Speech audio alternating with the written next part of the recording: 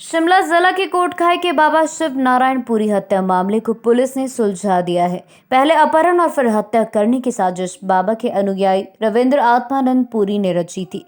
यह पिछले 15 सालों से बाबा के साथ रहता था। बाबा के बैंक खातों से 10 लाख रुपए निकाले गए हैं। इसमें 6 लाख कैश बरामद कर लिया है। एटीएम विड्रॉल, सीसीटीवी फुटेज से मिली लीड से पुलिस आरोपियों तक पहुंची।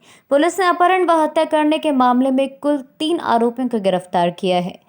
एसपी शिमला मोनिका ने प्रेस वार्ता के दौरान इसकी जानकारी दी। उन्होंने कहा कि यह ब्लाइंड मर्डर था। अपहरण के लिए इस्तेमाल की गई गाड़ी को चंडीगढ़ से पुलिस ने रिकवर कर लिया है। कि कोटखाई में एक मर्डर का केस रजिस्टर हुआ था, जिसका एफआईआर नंबर है 54/22।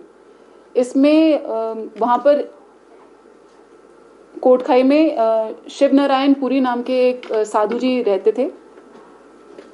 उनका एक आश्रम था, जिसमें हमें ये पता चला था कि 6 जून को ये मिसिंग है अपने घर से।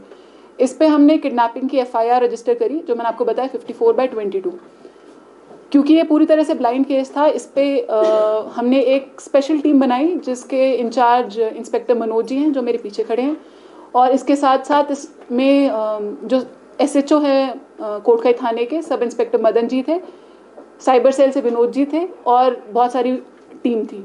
क्योंकि ये ब्लाइंड केस था, तो इन्होंने बहुत ज़्यादा काम करा इस केस पे, और सीडीआर के बेसिस पे, एटीएम विड्रॉल्स के बेसिस पे और सीसीटीवी फुटेज के बेसिस पे इसमें हमने पहला एक्यूज जो हमने पकड़ा था, वो औरंगाबाद नाम के डिस्ट्रिक्ट जो बिहार में है, वहाँ से पकड़ा था। इनका नाम धर्मेंद्र था, 37 ईयर्स ओल्ड। इनको हमने 25 जून को पकड़ा था, और इनसे इंटेरोगेशन करने पे इन्होंने ये डिस्क्लोज किया था कि जो विक्टिम है वो सिर्फ किडनैप नहीं हुए थे, उनका मर्डर भी कर दिया गया है।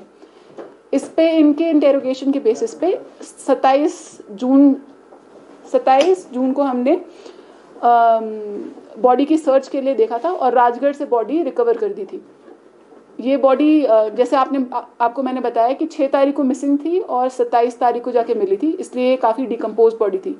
इसके पोस्टमार्टम से पता चला कि जो कॉज ऑफ डेथ है वो स्ट्रैंगुलेशन है, गला दबा के उनका मर्डर किया गया था। इसके बाद जो पहले एक्यूज थे, उन्होंने हमें ये भी बताया कि इनके साथ 2 और लोग इन्वॉल्व थे। तो इनकी सर्च के लिए मल्टीपल टीम्स गई, और अलग अलग जगह जाके वो टीम्स सर्च ऑपरेशन कर रही थी। जो सेकंड एक्यूज थे भूपेंद्र, वो बोध गया के रहने वाले थे, बिहार के। इनको क्योंकि अपने घर से भाग चुके थे, इनको हमने तिरुपुर तमिलनाडु से अरेस्ट किया। वहाँ पर तमिलनाडु पुलिस ने हमें बहुत ज़्यादा सहयोग दिया इसके लिए। जो तीसरे और मेन एक्यूज थे रविंदर उर्फ आत्मानंद पुरी जी, ये भी एक साधु थे, और जो डिसीज्ड है उनके डिसाइपल, उनके शिष्य थे। इनको हमने अरेस्ट करा है बरेली से, यूपी से।